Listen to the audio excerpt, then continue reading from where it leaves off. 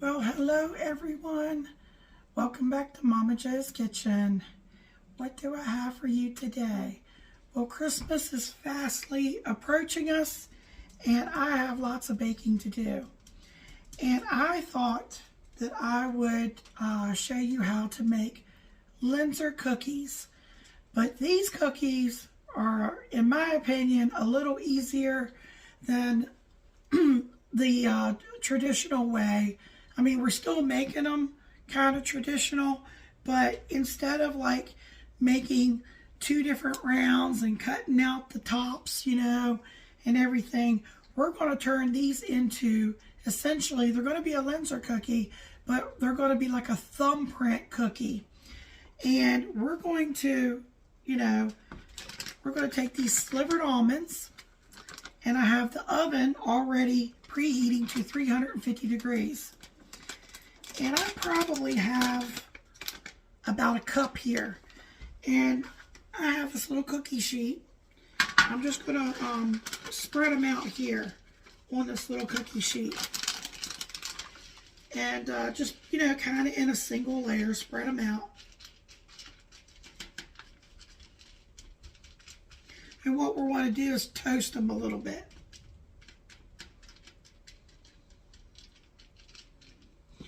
Okay, I'm going to go ahead and stick this in the oven. And I'm going to keep an eye on them. I'm going to set the timer for 10 minutes. But keep an eye to make sure you just want to toast them. You don't want to burn them, of course. And there's no eggs in this. And you could use any kind of filling that you like. Now, I'm going to make these up and I'm going to bake them off. And the last thing you want to do is sprinkle them with powdered sugar. Or you can make an icing and drizzle it with icing, or you don't have to put anything on them at all. But what I'm going to do is, since I'm making them a little early, after I get done making them, I will put them on a parchment lined paper on a baking sheet in a single layer, and I'm going to freeze mine. And after I freeze them, I will probably put them in maybe like a freezer safe Ziploc bag in a single layer. And then when I'm going to serve them, probably on Christmas Eve, because we usually get together, that's my birthday, is on Christmas Eve, we will, I'll probably take them out either the night before or that morning. It doesn't take them very long to thaw. And once they've come to room temperature, I'll take some powdered sugar and sprinkle over the top of them. So, there's no eggs in this. This is a really easy recipe. You will need a nut grinder if you have one of those. If you don't have enough nut grinder, use a little mini food processor. That's what I'm going to use. And after they come out and they've cooled, because you don't want to put them in while they're hot, and it won't take long for them to cool, I will put them in there and I will put a little bit of flour for them to process together. And we don't want to turn it to mush, but we do want to grind them down pretty fine. And I'll go over some of the other ingredients with you. Today, I thought it would be really good is some of them I'm going to put apple butter in. I'm also going to use some lemon curd in some of them. And I got this on sale. I want to say I was at Weiss Market, and they have a section in the back towards the dairy, I think, or where they keep the milk and stuff, where they mark down their clearance stuff. And they had these mint with leaves jelly. I think that would be kind of different. And then, of course, we have the good old seedless raspberry jam. And there's like, endless things you could do with essentially thumbprint cookies. I wanted to show you, I had a really good dear friend of mine that gave me these little measuring spoons. And the smallest one is 1/4 of a teaspoon, and it's kind of rounded on the end. I thought I would try to see, instead of using my thumb when I go to make these cookies, to see if I could use this for the indent part and use this part for the filling inside each cookie. So I've got a couple cookie sheets, or baking sheets. Some people call these baking sheets. I call them baking sheet or cookie sheets. And you don't need to spray it. You shouldn't have to spray it, because not only is this going to take a whole stick, and this is salted butter. So I'm omitting the salt in the cookie recipe because there's salt in the butter. But if you want to put a little extra salt in, I don't see why you couldn't. And, you know, your almonds have natural oil in them. So between the almonds and the butter, we should not have to spray our pan. So this has about 5 minutes to go. I'm going to keep an eye on them, though. I'm going to probably check them at 8 minutes to make sure they're not getting too brown. When I bring them out and cool them off, I'll bring you back for when we go to process it and add the flour. We'll be right back. Hey, I just got to thinking, while I have those in, I can do something else. Meantime, so I have a medium bowl here and a whisk. This can be done by the mixer, but I feel that why use the mixer if I can do this by hand. So in this bowl, you're going to want to add 1 cup. I have another 1/2 cup over there, but I'm going to use that to put in my food processor when I go to grind up the nuts. So right now, just 1 cup of flour in here. And of course, we have some sugar and butter, but we're going to cream those separately. So right now, we're just doing the dry ingredients. I have some ground cinnamon. I think 1/2 teaspoon will be sufficient. But if you don't like cinnamon, you can leave the cinnamon out. I know someone that's actually allergic to cinnamon. I didn't know, people can be allergic to cinnamon. I love this cardamom spice. There's something about cardamom that is very unique. And I use it in my pumpkin pie, and I really think it makes a difference. So this is optional. I am putting 1/2 teaspoon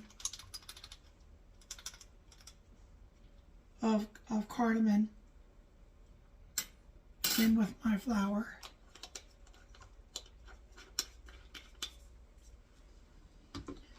Okay, I'm just going to whisk these ingredients together. Now we will be adding the almonds after we put them in the processor along with that other 1/2 cup of flour.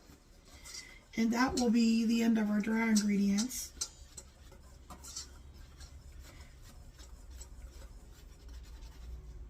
Okay. Now, I live in an old farmhouse, so it's kind of drafty, so it's cool in here. So what I'm doing is moving some stuff here in front of the microwave. I do not want to melt this, but I do want to give it a little head start and soften it slightly. So I'm going to stick this in here, and I'm going to try 15 seconds. It's probably going to take a little more than 15 seconds. And then we can add our sugar. I have, oh, that's 1/3. I thought for sure that I had 1/4. Now I got both timers going off here. Sorry about that. The oven was going off at the same time as the microwave.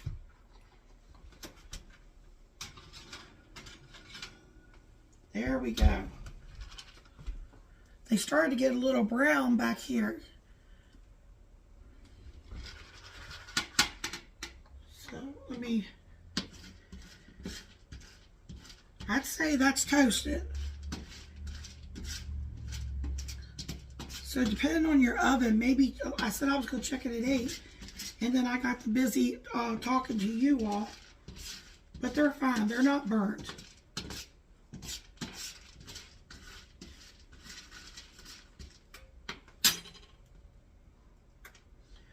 Okay, I'm going to turn the timer off here. I'm going to leave my oven going here at 350. Check this butter to see how soft it is.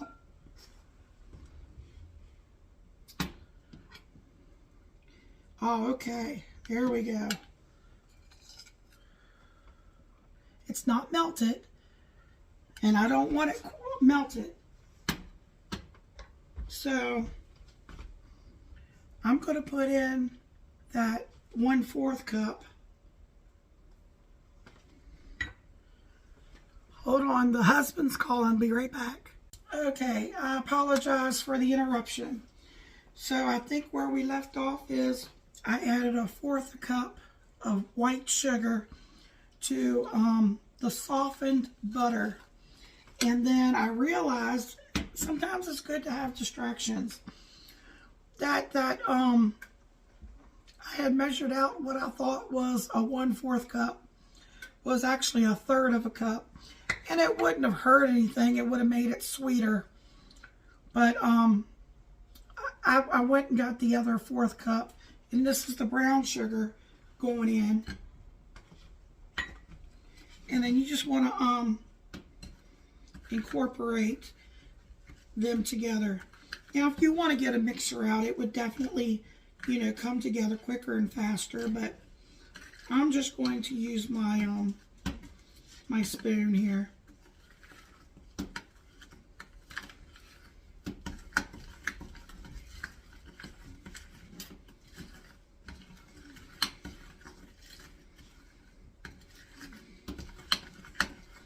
And then I took those toasted almonds, and it was like precisely almost a cup. And there was maybe a few extra, and I just put it in there, so I hope it doesn't end up being too much. And I'm going to take that 1/2 cup of flour, and I'm going to put it in here.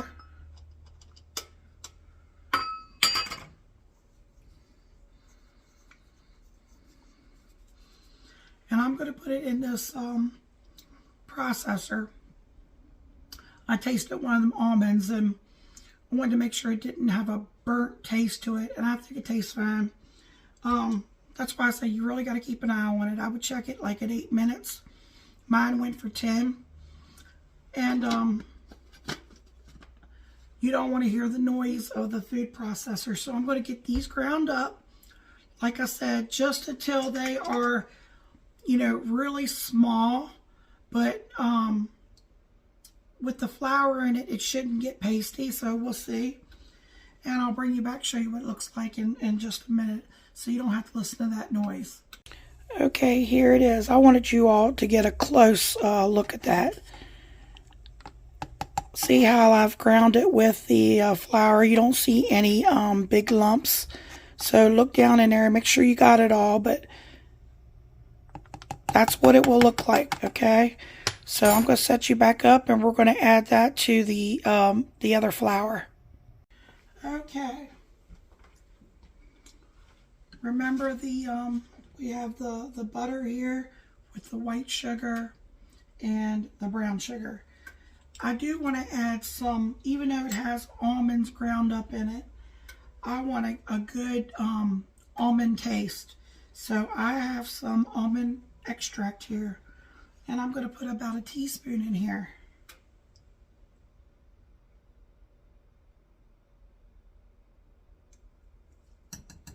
If you don't want that real almond flavor, even though you have some almond nuts in there, you could always use vanilla extract or some other kind of extract.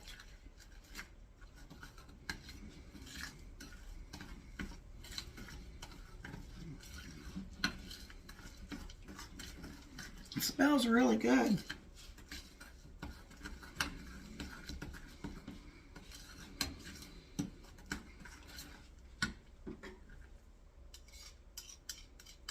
I'm just scraping it down to make sure I got all this butter and everything stirred in really well.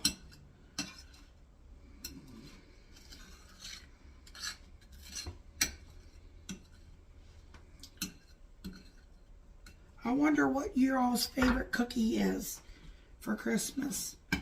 You know, usually I make the same cookies over and over. We like peanut butter cookies, chocolate chip cookies. I do some ones that aren't what you call, you know, the same cookies that everybody seems to make. So, I'm trying to think of it. I have a cookie that you, it's like a shortbread cookie that you roll out. You roll the cookie out, and then you take cookie cutters and you cut them out and you bake them, and then you put an icing on it and some sprinkles. Everybody loves those cookies. I'll have to share them with you at some point too. I always get asked for the recipe for that. I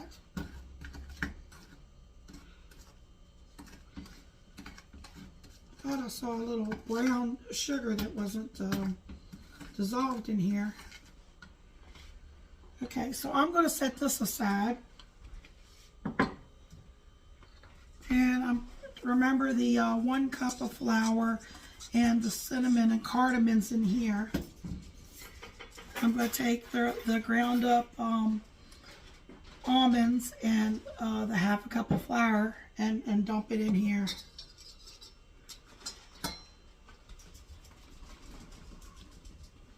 I was looking for my little spatula.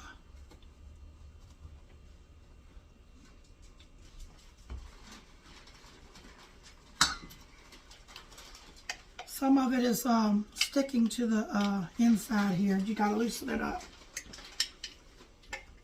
There's natural oils.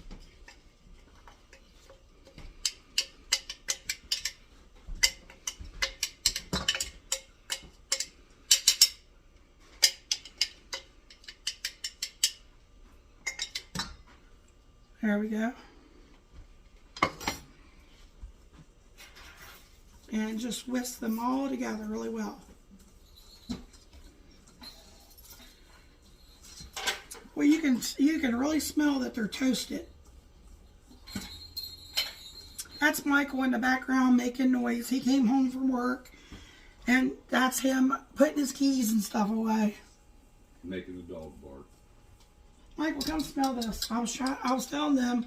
I can smell it from here. I toasted the slivered almonds and then I ground them up. You can really smell them. Well, they can't see you, honey.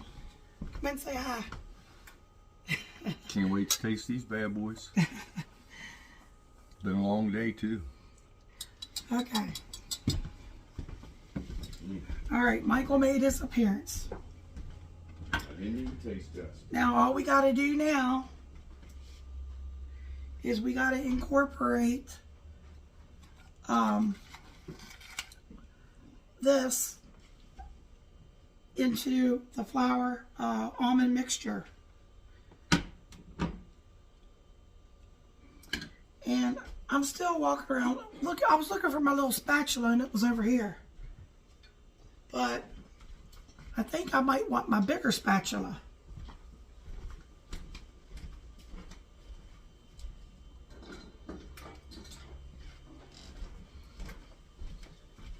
There we go.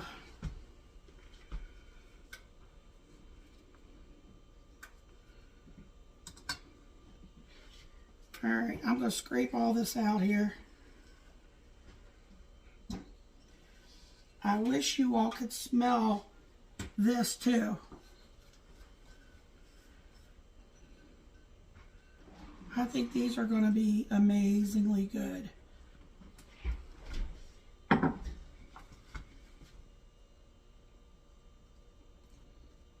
Now, of course, I can tell you right now, if you go to use a mixer, I hope you have a cover on it, because it's going to be a mess with the way this is all going to fly around. So I'm just going to slowly work the dry into the butter mixture.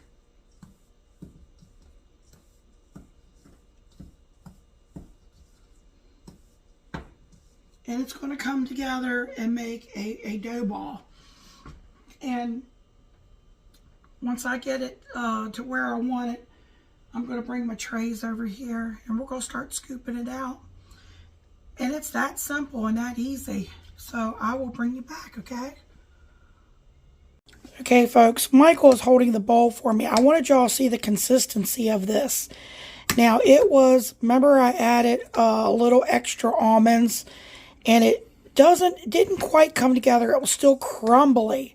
Now, this is not crumbly because what I did is I took just a fourth cup of heavy cream and stirred it in. Now, this is coming together.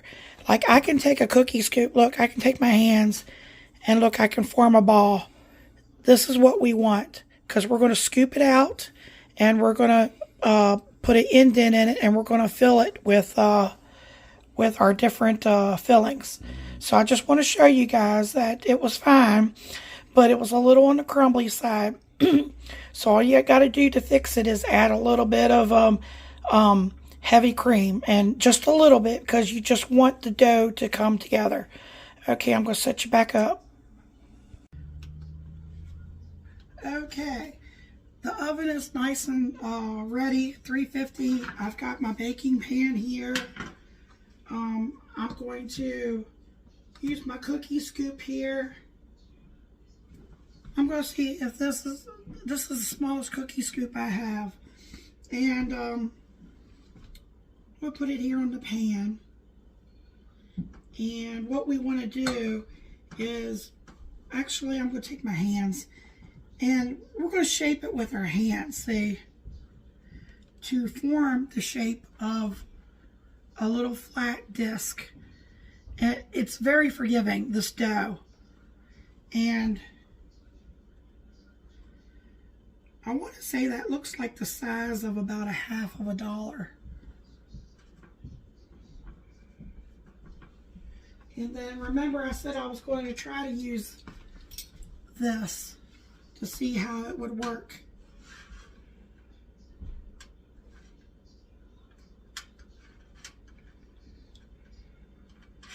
Okay, so if it cracks, all you have to do is just take your hands and shape it back. So I'm thinking what I might do is use this to scoop the jam, but it's a little more forgiving if you use your thumb and then use your hands as you're shaping it. That way it's not going to crack, and you got a nice little indent.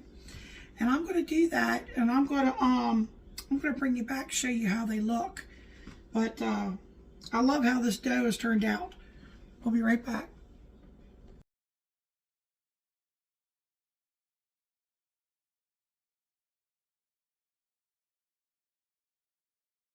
On YouTube, here to taste test the Linzer Thumbprint cookies. We'll start with the mint. Delicious, awesome, nutty.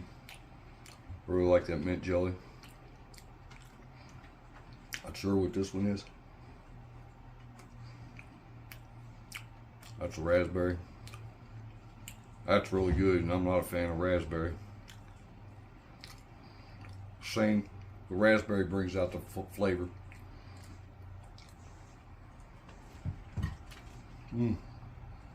Lemon, delicious. That's my favorite one so far. Means apple butter's last.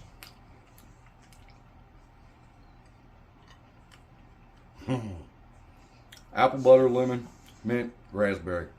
Awesome. Like, share, comment, subscribe. Check out Momma Jo's videos. Come back for